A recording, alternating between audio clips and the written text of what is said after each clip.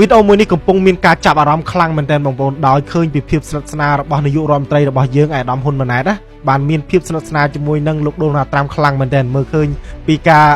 ពេលដែលចុះកិច្ចព្រមព្រៀងសន្តិភាពរួចគឺអាដាមនាយករដ្ឋមន្ត្រីហ៊ុនម៉ាណែតរបស់យើងគឺគាត់បានជូនឯកសារមួយចំនួនទៅលោកប្រធានាធិបតីដូណាល់ត្រាំបងហើយយើងមិនដឹងថាជាឯកសារអ្វីទេប៉ុន្តែគាត់ថាយើងមើលឃើញពីភាពស្និទ្ធស្នាលរបស់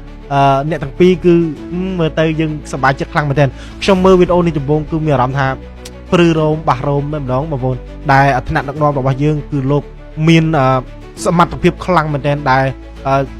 បានថាចាប់ដៃជាមួយនឹងលោកដូណាល់ត្រាំដោយ